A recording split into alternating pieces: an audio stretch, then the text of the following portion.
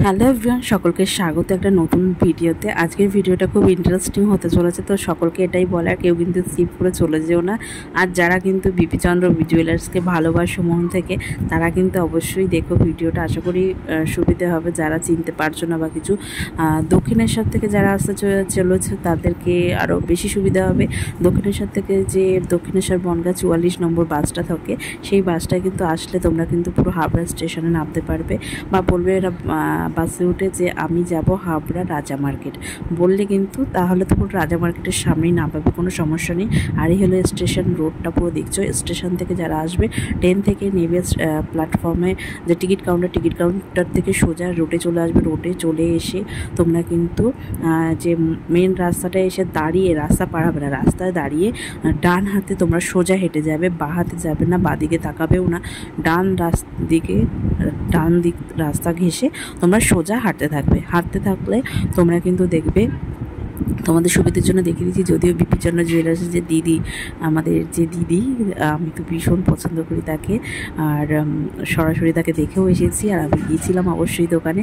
তারপরে সে ভিডিওতে আমি ভয়েস ওভারটা দিচ্ছি। আর সত্যি কথা বলতে আমার ছোটো বেবি, আমরা সেরকম একটা বাড়ি থেকে বেরোই না, আর যাবো করে যাওয়াও হচ্ছিল না। তো অফার প্রাইস পেয়েছি, তাই একটু কষ্ট করে গিয়েছি, আর কিছু তো করার নেই। আর আমি গিয়েছি মধ্যমগ্রাম বাদু থেকে, তো একটু কষ্ট হয়ে গেছে। আর কষ্টটা বেশি হয়ে গেছে, ছেলে ছোটো, ওকে নিয়ে গিয়েছিলাম, তো ছেলে কয়েকবার বমি করে ফেলেছে। এটা একটা খুব খারাপ ব্যাপার হয়েছে, আর কিছুই না, কারণ একটু কষ্ট হয়ে গেছে। আর ভীষণ যা গরম পড়েছে তাতে তো হবেই, তাই না? আর কিছু না। মাকেও আসতে বলেছিলাম, মা ট্রেনে এসেছিলো, ট্রেনটা আমরা পাইনি বলে আমরা বাসে করে এসেছি মধ্যমগ্রাম চৌমাথা থেকে। তো আমি দেখতে পাচ্ছ রাস্তা ঘেঁষে আমি রাস্তাটা পার হয়ে গেছি।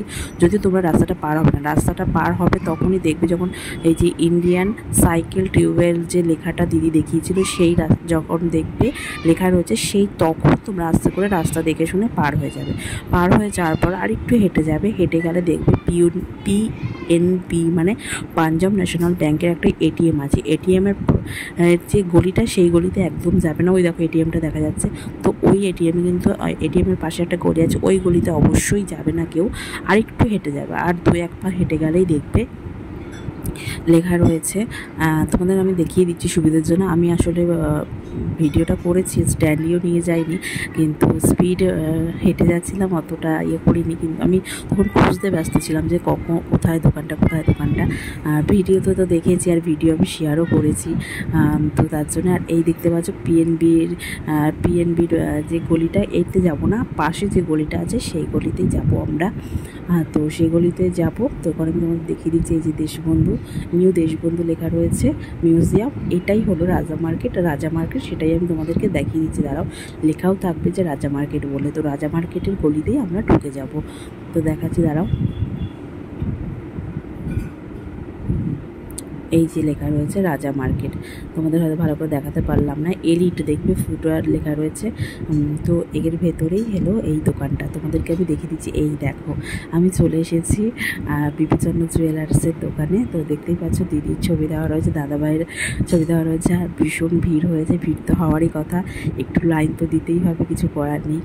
ভালো জিনিস দেখতে হয়, সোনা বলে কথা, মানুষ তো দেখে শুনে নেবেই, একটু লাইন দিয়ে। দেখো, আমিও যেমন একটু দেখে শুনে নেবো, অন্য যারা এসেছে তারাও দেখে শুনে নেবে।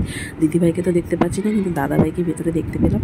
কিন্তু আমি যে আমার 42 নম্বর কুপনের নাম্বার ছিল, তখন যখন আমি নেব তখন দিদিভাই ঠিক চলে এসেছিলো। আমি দিদিভাইয়ের থেকেই বেল টেল সমস্ত কিছু করিয়েছিলাম।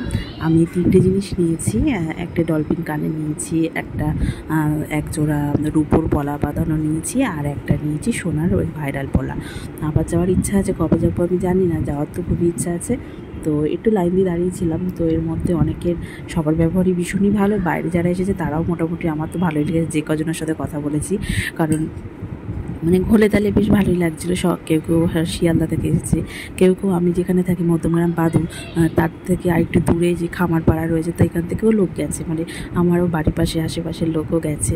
ভালো লাগছিলো দেখে। তো সত্যি কথা বলতে একটু লাইন দিতে হবে। ও হ্যাঁ, একটা ক্যালেন্ডারও পেয়েছি লক্ষ্মী ঠাকুরের, একটা মিষ্টির প্যাকেটও পেয়েছি। যাই হোক, আর সাথে গিয়েছিলো আমার মা, আমি আমার ছেলেকে নিয়ে গিয়েছিলাম।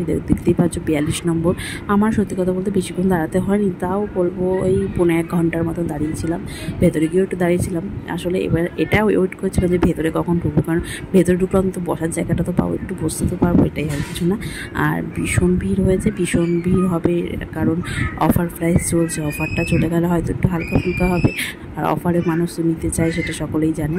তো এই যে পাশে দেখলি দুজনকে, ওদের সাথে আমার পরিচয় হয়েছিল, ওরা শিয়ালদা থেকে এসেছিলো, আর অনেক দূর দূরান্ত থেকে লোকজন এসেছিলো, কিন্তু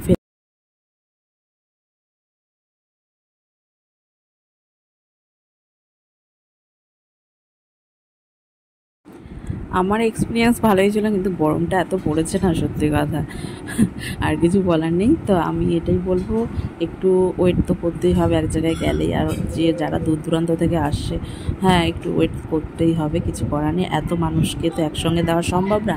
আমিও যেমন দেখে শুনে নেবো, তারাও দেখে শুনে নেবে, এটাই বলার। আর আমি আসার সময় ট্রেনে করে ফিরেছি।